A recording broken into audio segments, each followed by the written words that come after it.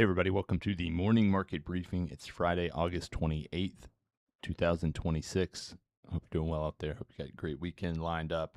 We're not there yet, folks. Got a lot to get to. We got a big speech from Kevin Warsh at 10 a.m. We've got some earnings to discuss. We've got some economic revisions that we won't be able to comment on yet because they're coming out at 10. Let's start off, Ben, with Venezuela. They're thinking about leaving OPEC. This is, I think in conjunction with the U.S. potentially taking a stake in the oil fields. This seems like a logical step. Yes. Yeah, I don't think they can be a member of OPEC and then the U.S. gets unfettered access to 17 oil fields. Yeah. But essentially what's happened they were one of the 6 founding members of OPEC back 50 years ago or so. And then they just let their oil infrastructure go into shambles, and so they are really not even a rounding error anymore in terms of production. So they don't even have a quota. Like they don't have a production limit because everyone knows that they can't produce anything. They're down 50% from 10 years ago. Exactly. I mean, and the 10-year ago number wasn't even very high. It was like 2 million barrels a day. So now they're at 1 million barrels a day. They're actually up a little bit this year, but still not doing so well. So the U.S., I mean, as I mentioned, is looking at taking a stake in the oil fields. We don't know exactly what that would look like, but apparently this would be a massive deal. Everyone's talking about it. Biggest deal. It would be 17 or more than 17 of Venezuela's most promising oil and gas fields, covering potentially 90 billion barrels of proven reserves in the form of potentially a 100-year lease. So there's a lot of details that need to be worked out, but this would allow the United States to become a little bit more independent from Middle East oil. It does make you wonder when do we get the fine print and the details of how this is structured? Is it joint ventures? Is it who's going to work these fields? Who's going to really upkeep the infrastructure? There's a lot of unknowns there, but certainly, I guess in some ways you wouldn't necessarily say this is real nearshoring, but it is nearer shoring. Yeah, I mean, and I think that it enables more oil and gas infrastructure here in the West, in our hemisphere, kind of in the Americas. It allows for refineries either in Venezuela or Texas or wherever the offload would be. And I think that this all just translates to more abundant energy for the United States and Venezuela as well, because I think that the United States involvement with the technology and improved infrastructure and frankly capital will allow Venezuela to become a little bit more of a oil 51st state energy again, producer again. 52nd. 52nd state. Yeah, after Canada. I mean, it gets to the point too that Tom and I were talking about yesterday is how do you think creatively about some of these solutions so that you can create some win-win-win scenarios? We were talking about it specifically in the context of the pancreatic cancer drug, which I don't know if we've talked about on the call. No, we may have talked about it when Merck reported it the day of. No, so that was the that wasn't Merck. That was the personalized vaccine. Oh, that's right. That's right. But this company called Revolutionary Medicines is a $45 billion company. They have a pancreatic cancer pill that prolongs life dramatically, significantly, and it's really, really impressive. And we're reading through more of the research on it, and they just set the price on it. It's like $475,000. And Tom made the point of, we want to have the financial incentive in the drug development space, but at the same time, what amount is fair? And we even talked about potentially the U.S. government takes a golden share when it goes to the FDA approval process. Perhaps the U.S. government takes a golden share and provides a investment to further development, but then also has a seat on the board and makes it so that it doesn't cost $450,000, because $450,000 a year for this treatment, I mean, you need it, but it's going to cost the entire system. Yep. Yeah, because I was looking at the numbers on the pancreatic cancer, just the number of people who have it. and the average age. And so you're basically saying if you gave every single person who's been diagnosed with pancreatic cancer on an annual basis a drug, each one of them pays $500,000 a year for it. You're looking at $300 billion, which is basically like the entire value of, I don't know, Verizon, which they've, and like, how do you jibe that with like, how do we get that to a point where it's affordable for those who need it? Because obviously it seems to have efficacy and could extend life. The question is like, at what point can we get it to a point where it actually is feasible to pay for that? I mean, it's really. What is the average age of onset? Do you know? 71. And so that's the thing is like. I would imagine if you chart that relative to the average net worth at age 71, there's a very small portion of people that can pay for this. Yeah, I mean, small. There's an interesting. So I've done a lot of looking at this, and it started with a newspaper article. I think it was Wall Street Journal that wrote it when my dad died. He died at 70 and a half, like almost on the dot. And if you look at the actuarial tables, if you survive to older than 70 and a half, your odds of getting you basically like that's the cancer death window. Like you're either, if you live to be 65 and then you get cancer, odds are you're going to get to 70 and a half. If you get to 70 and a half without getting cancer, your odds of living to like 88 are like 90%. Which is really interesting, but like then that article came out and was like, hey, what's the average cancer age of someone with pancreatic cancer? Is 71, which totally lines up with the actuarial tables. Yeah, because it's so quick. Yeah, because it's one of those things. So it's like, it's just like it's a very quick, acting cancer. I mean, Patrick Swayze is probably the most famous person that got taken out by it. But I mean, it's an interesting thing because it's like, how do we? And I mean, it's sort of morbid, but like, what's the return on invested capital of spending $500,000 a year to get from 71 to 73, and how much is that going to end up being a burden on the system? And medical costs are already blowing up the U.S. Deficit. I mean, it's the fastest growing part of the deficit is healthcare.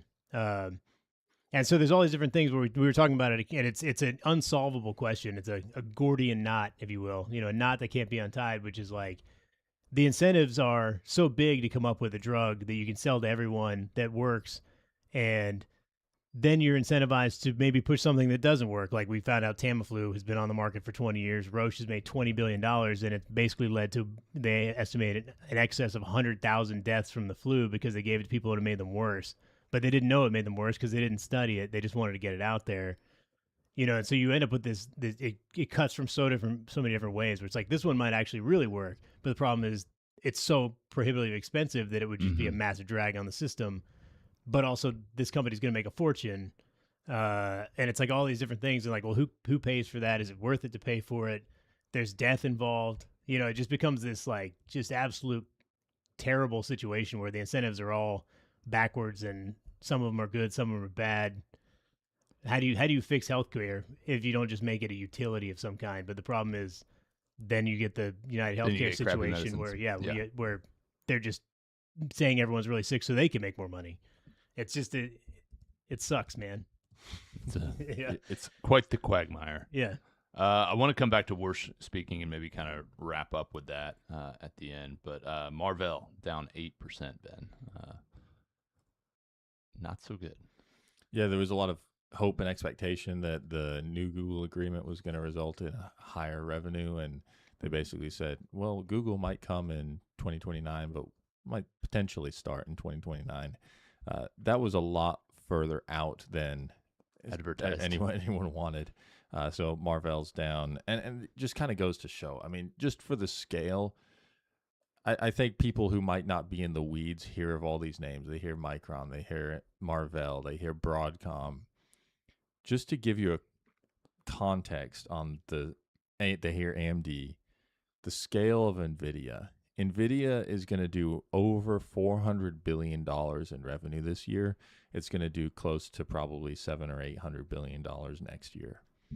Marvell this year is going to do $12 billion in revenue.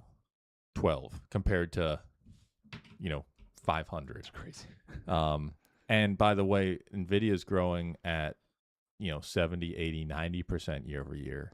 and Marvell's growing at 50%. And the numbers aren't too dissimilar when you compare it to Broadcom. Broadcom's larger. They're about a $100 billion business. But again, they're growing about 50%, where NVIDIA's doubling every year. And Broadcom's growing at half that pace. Phenomenal growth. Great company. But not in the league of NVIDIA. And then AMD is smaller still. So I just wanted to kind of put that out there, because I think a lot of people say, well, what's the next NVIDIA? And right now there's only one NVIDIA. It would be like saying, what's NVIDIA the is next the Apple? NVIDIA is the next NVIDIA. Right. What's the next United States? Yeah, right. You wish, bro. But I think that scale is important. And that's one of the reasons that we emphasize NVIDIA so much in client portfolios, not even withstanding the fact that it's higher in the S&P 500, but also because it is the leader. That's why it's a larger percentage of the client portfolios than Marvell, which we really don't even own, or even Broadcom. We're speaking today at 10 a.m., Tom, from the hole. How we feeling? What's he going to say?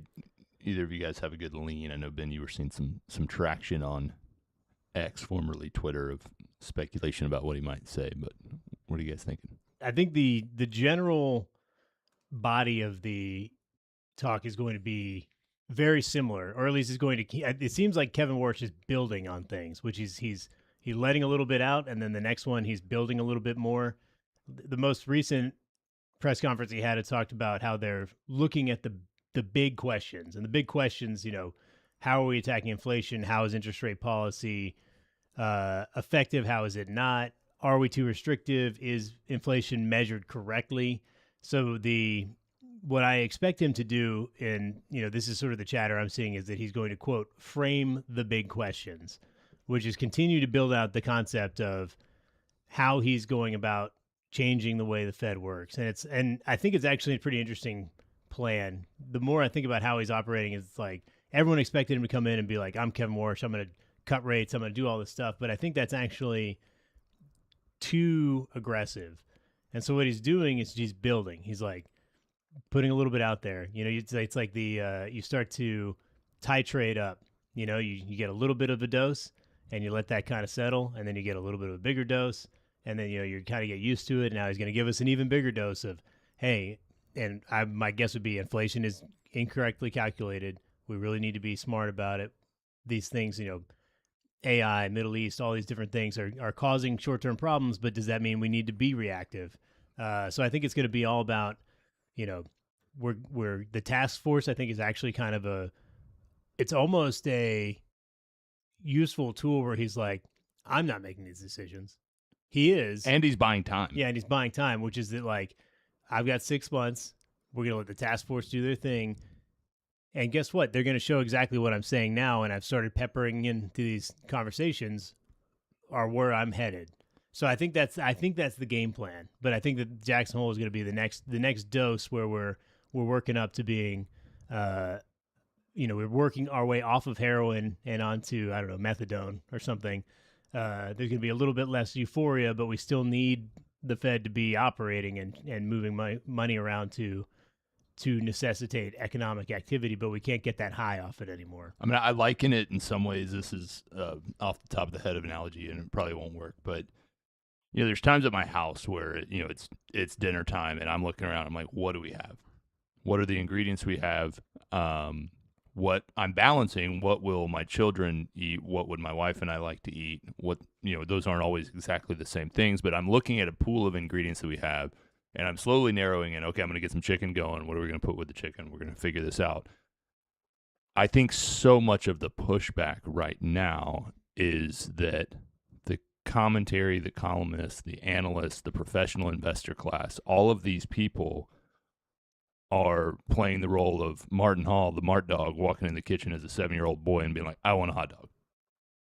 And it's like, guess what, buddy? We don't have any hot dogs. We're figuring this out. Well, what do we have? I don't know. We're going to have chicken with something. Give me a minute. And the impatience that's there, but it's like, what am I? I am reacting to the conditions that exist between our pantry and our refrigerator. And I'm not going to leave and go get a hot dog and intervene to that level. I'm not going to order food and have it delivered here so that you can have a hot dog. We're going to have pasta and chicken. Yeah.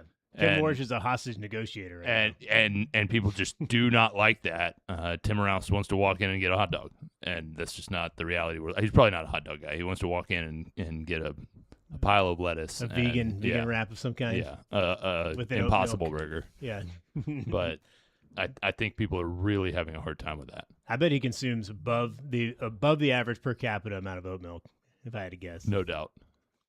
The one thing to kind of piggybacking on that, Andrew, that I've observed with Kevin Warsh is that I think that it's not going to be studied, but I think that this would be a great case study for MBA classes in leadership, because so many times you have someone new come in to an existing organization. Imagine a very flat organization, but you're supposed to be the head of it, and you don't have any authority to get rid of anyone, which is usually like the first thing that you do. You get your team in. I mean, that's what every presidential imagine a presidential administration. We're going to keep the cabinet. Yeah. We're going to keep Kamala Harris. But you're supposed to be the leader, and yet you want to change the culture and have a different way of doing things. And I think he's going about it in a very smart way. And he's allowing people to disagree with him. But while he at the same time, he is building his case slowly while everyone else is chirping. He's continuing to build this case so that it becomes almost inarguable. And I think he's doing a very good job about that. Well, I mean, the proof will be in the pudding. Yep. But right now, I think the early indications are good. Yeah. He's doing it big time. Look at the hand. Look at the hand. Yeah. All right, show's over, and now he's got your wallet, We'll continue to monitor. I mean, I think those who have been listeners long enough, I think would agree that we're relatively even-handed in our criticism of Fed chairs. And at this point, we certainly are cognizant and recognize that we have a very different view of Warsh and what he is doing, how he's operating, how he's transitioning to this role, to your point, what he's looking at, to your point, Tom. And we're in favor of it. Are we saying it will definitely work? No. Yeah. We'll see, but I don't have a problem with it so far. I'm very curious to see. We'll get the payroll revisions coming through at 10. So we'll talk about that, I'm sure, probably pretty early in the call on Monday. What are the odds that by the time he finishes his speech, the 30 is at $4.99? Yeah. I do have some handicapping tips for Kalshi. Oh, here we some go. Thoughts. Let's so go. I've looked through the options for what will Kevin Warsh say during his Jackson Hole remarks. A lot of people betting on inflation, forward guidance, price stability. I mean, these are all, if you want to pay $1 to win 5 cents, have at it. Go for it. I'm more of a value investor. So these are my deep value recommendations. These are two bets that I've made. This is not investment advice, to be clear. This is just for fun. Yeah, entertainment. We're just goofing around. But Good Day is sitting at a 24%. He said good day every time he's approached the microphone thus far in his Fed chair career. I think that's a great one at 25% chance. Also, Iran/Middle East, only 17%. He's going to have to talk about oil. Oil is also on there. It's way on the list, but I think you can't talk about both of them without hitting those. I think 2008/financial crisis at 48% is probably a no in my mind, but I think it's too high, too overvalued. So, take a look at there. There's some interesting things. Gold is on there. I think that's unlikely. I think it's very unlikely. The least two ultra value bets, like deep, bets would be Trump and Powell. I don't think he would. He's certainly not going to say Powell. Not in his prepared remarks at all. And there is no Q&A, is there? I don't think so. I'm not certain. I don't think so. So, but I would say, good value bets. I put $5 on Good Day. I put $5 on Iran/Middle East. I would say that there's a fair chance that Iran is going to be far more of a dark horse, but Good Day, I think, that's how he's begun every one of them. I mean, listen, you got to play the probabilities here. Yeah. All right, good stuff. We'll wrap it up there. Next week we got plenty to talk about. We'll get ISM manufacturing on Tuesday. We'll get ADP employment on Wednesday. We'll get Costco monthly sales. We'll get Broadcom earnings, Lulu earnings, ISM services, and a new BLS employment report that will be framed by all the many of jobs that were not created previously. So lots to look forward to. Hope you guys have a great weekend. Talk to you soon.